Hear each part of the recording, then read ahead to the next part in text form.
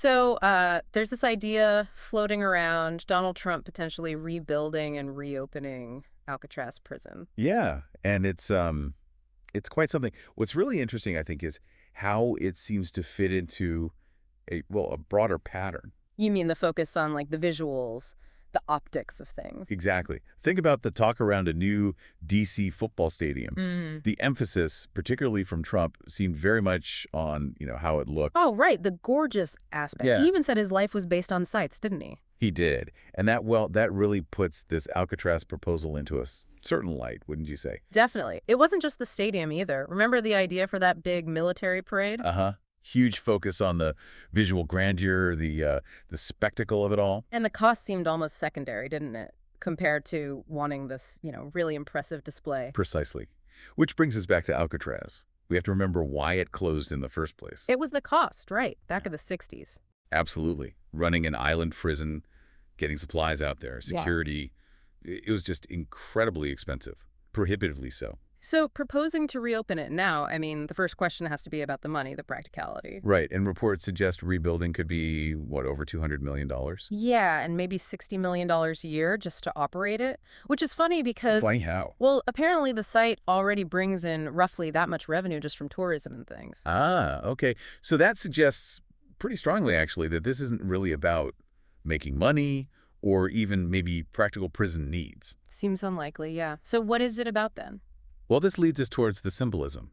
Trump's own description is quite telling, don't you think? The one about it being, let me get this right, horrible and beautiful and strong and miserable weak. That's the one. It's a powerful set of contradictions. It really is. Horrible, beautiful, strong, weak, Yeah. all wrapped up in one image. You've got this infamous isolated rock, the history, but maybe also a kind of, I don't know, stark beauty or resilience. Yeah, you can see how that kind of complex, loaded symbolism might be appealing, how it could be used intentionally. And if you think strategically, proposing something that visually dramatic, that symbolically charged, It definitely grabs attention, doesn't it? Maybe pulls focus from other things, other maybe more complex policy details or economic issues. it certainly could. It feels like the statement, the visual impact itself, might be the policy in a way. Just the idea of Alcatraz reopening paints a very potent picture in your mind. Kind of unsettling, but potent. And that story about the idea supposedly coming after watching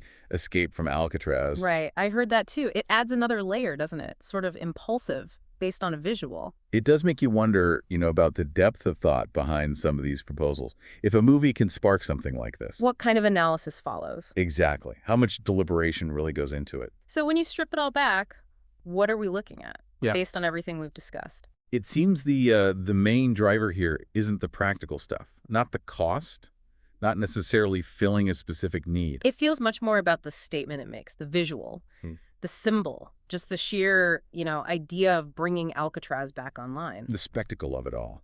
Reactivating this incredibly famous, infamous landmark. Yeah. And it really makes you think, what does it signify when policy discussions seem to prioritize that kind of visual and symbolic weight over, well, other factors? It's a crucial question.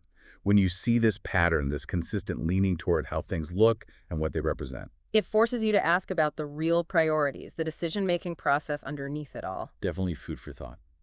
That's all for today's Dissent Picks. If you believe in standing up for what's right, please check out our collections at dissentpicks.com, featuring thought-provoking t-shirts, mugs, stickers, and more that amplify your voice. Stay informed, stand strong, and we'll see you next time.